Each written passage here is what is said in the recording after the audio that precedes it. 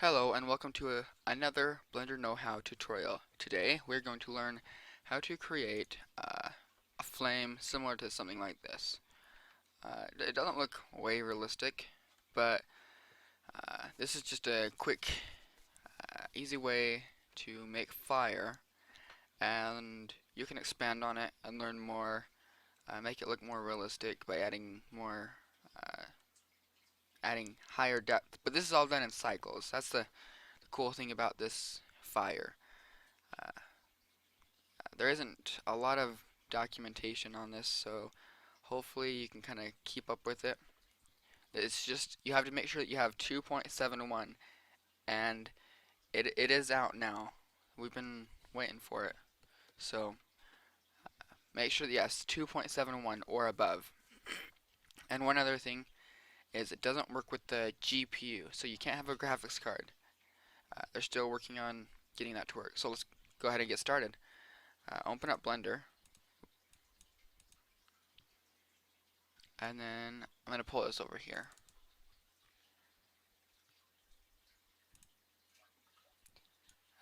Once you have it opened up, go ahead and click off the splash screen. Delete the cube, and I'm going to use a UV sphere, and we're going to cut it in half. So go into the, let me hit, turn on, oop, gotta go into user preferences, and screencast keys. Okay, now you can see what I'm pressing down here. So I'm going to hit N, and it gets rid of that. Okay, so we're gonna go ahead and go to the edit mode of this sphere. Make sure you're in the side view or the front view, and we're gonna take off one other thing. Make sure you have this, because if you don't, it won't select all the way through. So make sure you have that. Select everything, even this middle line. So you want everything below that middle line and the middle line, and then hit X and vertices, and that will delete everything below the second row up, and that's good because we want the particles to emit slightly upwards. We don't want them to come straight out. So, and then I'm going to hit the 5 on your numpad, and that will put you into a different view. I think it's orthographic view. And if you hit the A, it'll select everything. Middle mouse button, oh, G and the middle mouse button. Get as close to that line as possible. If you have room for error, make sure it's above the green. I'm going to put it slightly above it because we're going to put a plane there so it kind of reacts with the plane a little bit. And then go out of that, and then, or out of edit mode by hitting the tab. Go to the modifier and add a modifier, and then go to subdivision surface, make it 2, and hit apply. Next, that just makes it so there's a lot more. You could hit subdivide and do the same thing. But we're next going to go to the particle emission tab, and let's change it to cycles render so we don't have any problems with anything, and hit new.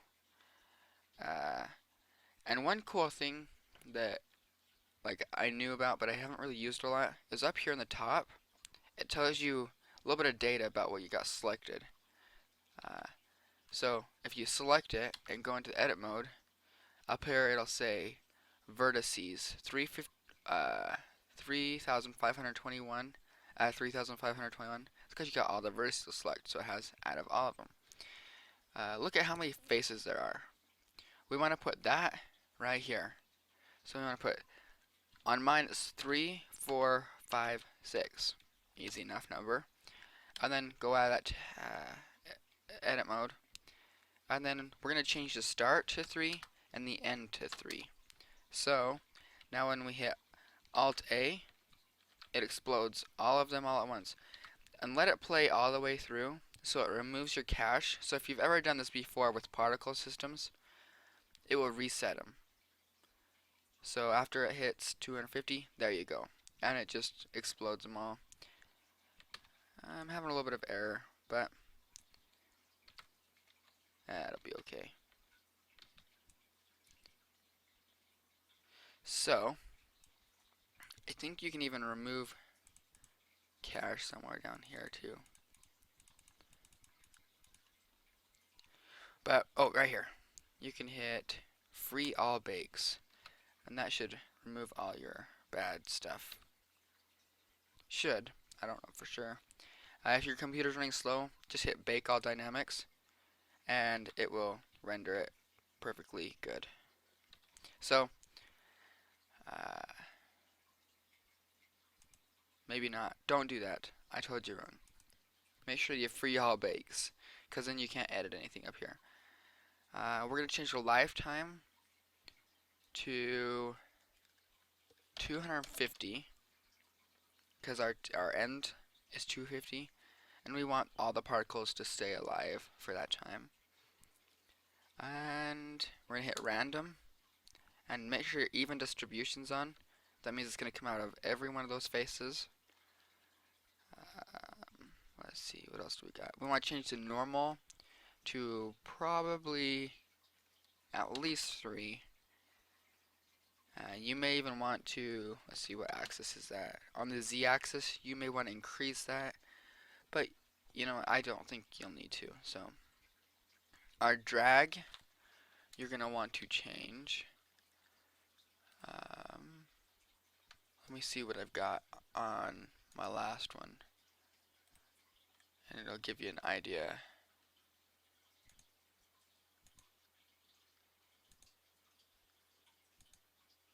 Okay, so on my last one, I had a drag of 0.012, or a dampening of 0.012. I knew that wasn't right. You can probably leave your drag probably at 0.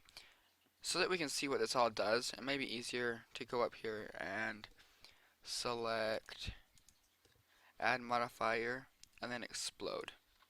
So now when you do that, you can kind of see what it does. I've still got an error going on, because it should not be. There we go. Now we're getting somewhere. There we go. Okay, so now everything's working fine on mine. If you have that same problem, what I just did is I scrolled all the way through. Make sure you go clear to the end of 250, and then scroll back to 0, and then just hit Alt-A, and it should play fine. Okay, so now we have everything working good, and I hope yours is too. And then you want to leave all that physics stuff the same so far, and then change rotation. You want to check, make sure that's on. It'll give it a little bit more randomness. Let's see, what else do I've got? I think, oh, yeah, I think you're good there. Okay, so let's go ahead and we gotta hit Shift A and add a cube. Go scale it up a little bit and hit the 1 on your numpad, and then move it up so you can go in the wireframe with your Z button and make sure that it is at least below this. Has to be below that. And then go to your top view, and you can make it bigger this way and that way. So you hit S and then middle mouse button to whatever axis you want to lock it to, or you can just hit Z, X, or Y on your keypad or on your keyboard, and then hit Alt A to make sure that these aren't going to interfere. We shouldn't have to go to frame 70, so we should be okay. I think I rendered mine at like 38, so it's only going to be that big. But, oh, one other thing. On our particles on this, make sure you come down here to the field weights. We turn gravity down. So I have it set as, a number of 0.43. So the lower it is, the less gravity is. And I found that 0.43 works pretty well. So if you watch that, it works okay. And then we're going to hit Shift A and add a plane. And that's going to act as a floor so that our particles have something to work with. So it's not going to go through the floor.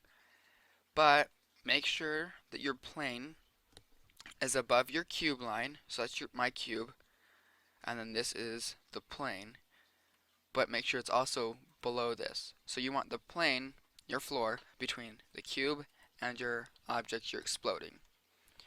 And then you can go in,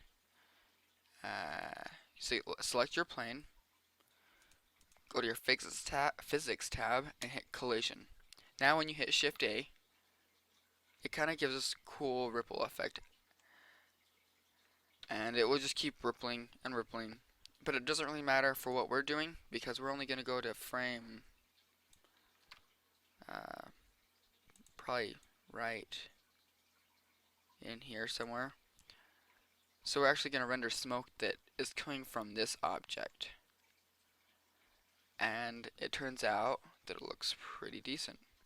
So let's go ahead and click on this and hit smoke and flow. And we want this, so click on your box, your room almost that we've made, and click smoke domain. Now this is going to turn into our smoke. So we're going to make the division or the resolution. I'm making mine 60. I'm going to make smoke high resolution.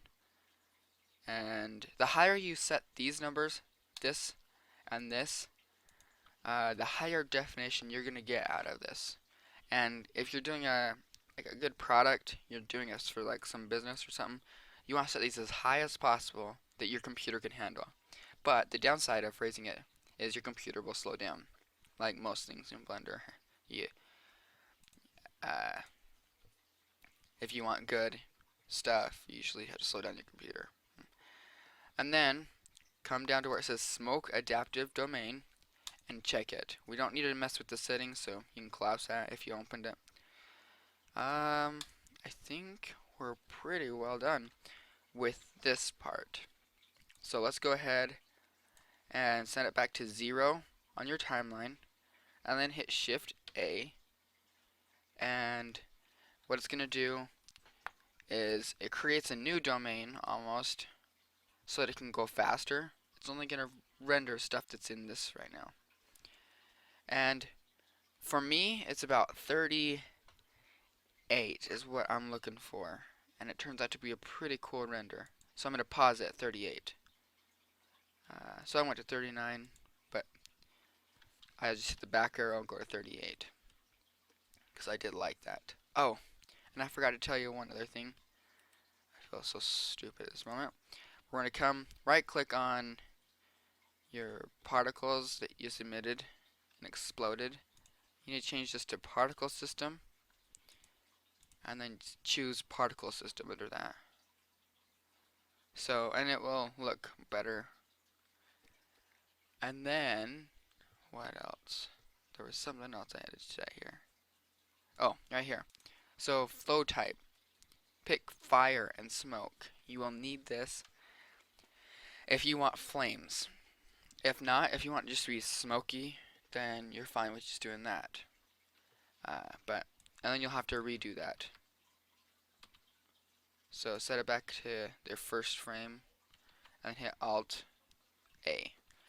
And watch until you get to about 38. You can even get 37 or 39. It's one frame difference. Not gonna really make it. It's not gonna change it from looking good to bad or from bad to good. I guess it could, but so. And because we had this adaptive domain, the very first like 5 frames will go way fast, and you'll be like, whoa. But the last ones will slow down a lot. So let me go back a couple frames. And then, so if you render this, you're going to see nothing. And that's because Blender, the Cycles render engine, thinks that the domain, is still just a cube. So we're going to go to the camera view, and I'm going to zoom out. I'm going to focus our camera into where I would like it to be. So I'm going to maybe move it down a little bit. And if you can move it by hitting the G And if you hit R twice, you can look up or move it around like this. If you hit R once, you can rotate it like this. But I think I got it where I want it. So next, we're gonna get rid of this light right here, and then we're gonna split the screen down here at the bottom left corner. On this side, we're gonna change this to the node editor. And for a lot of people, this can be scary, and it really is. It's not too bad, but we're going to come to materials and click new, and over here you can see that I added a diffuse and a material output. We don't need this diffuse at all, so we're going to delete it and hit Shift A. You can go through and find these things, but I found, see, like, we're going to need an attribute. We're going to need a add shader, and we're going to need a volume absorption and a volume scatter. If you don't know where they're at, just click, like if I'm going a little bit too fast, just hit search and go volume, oops, scatter right there, and just hit enter, and it's easy to see that. So either way, you can do this. In Blender, there's more than one ways to skin a cat. So link the volume scatter and the volume absorption to the add shader, and put the add shader, now this is very important, put the add shader into the volume output. This really won't do much other than make the cube fuzzy. So your cube is still there, but it's fuzzy. It turns the whole thing into smoke, practically. So, and this is really important too, because in the attribute panel, there's an attribute, and you don't really, I can't really show you that it's an attribute other than in Blender documentation. It says that density is a new attribute that you can use, and so now you can just link the factor or the color, either one, to the density of both the volume absorption and the volume scatter. And if you hit F12, you should be able to see smoke start to appear. You won't see the flame yet because we haven't put that in the materials yet over here. But as you can see, we have that shape of the smoke, and it's looking pretty good.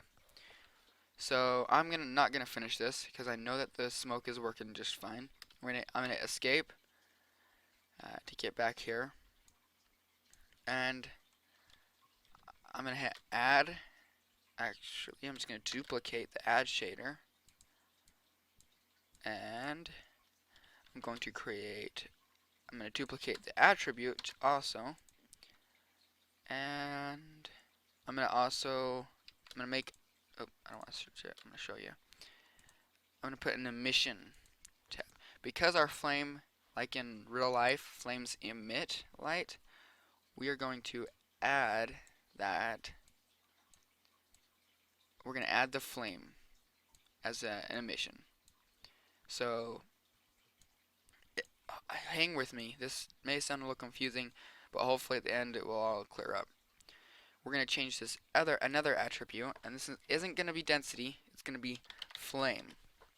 They've added density, flame, and I think color attributes so that we can mess with the flame and the fire. So if you link this to the color, it will add the flame to it.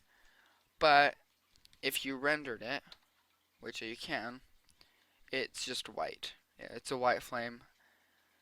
I don't know if I want to wait for it to show you all of it. You can do it on your computer, but you can kind of tell right here, it's a white flame. And I don't know about you, but white flames aren't very realistic. So we're going to do, if you go to color, you can go, maybe it's not color I want. I'm just going to hit R, G, I think it's RG. Nope.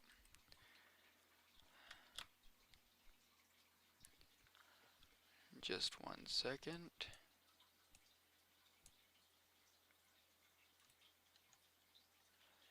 It is a color ramp. That's what I'm looking for. So you can just type in your search box, or I think you can go to the color. Nope. You can go to converter and go to color ramp. And this still isn't very realistic so far because it's just going to be white at the bottom of your flame and black at the top of your flame. And the flame attribute only goes to about right here. The rest of it is just the density attribute. And a cool little trick that I learned was if you hit shift and drag down, it'll combine those so that you can add, so you only need to add one. If you want to add another thing right here, you'd only have to add one instead of two. So I only have to create one brightness contrast instead of one for this one and one for that one, which is cool. The reason why I added a brightness and contrast is because this controls how bright or contrasting your smoke is. And I've found that if this is about 6 and this is 2, it gives you a deep, smoky looking smoke. It looks like you just put a whole bunch of leaves over your campfire. You know, I don't know if you've ever done that, but it makes it way smoky and often black. Or if something catches on fire, if your house catches on fire or something like that, you have black smoke. And that's what I was trying to achieve. So, we need to change this color ramp to, let's move this black one in a little bit. Whoa, I keep moving. I'm going to zoom in a little bit so you can see what I've got going on here. I'm going to move it to about right here. I'm going to add a new one, drag to this end, and I want it to be completely transparent, but I want it to remain black. So I have the flame is going to be white and black and then transparent at the very, very top. But that's not what we want. We want to change this to a slight blue. Because if you've ever looked at a fire very closely, it does have a slight blue hue to it. And then that definitely doesn't look like fire, so I'm going to add another one by clicking the plus.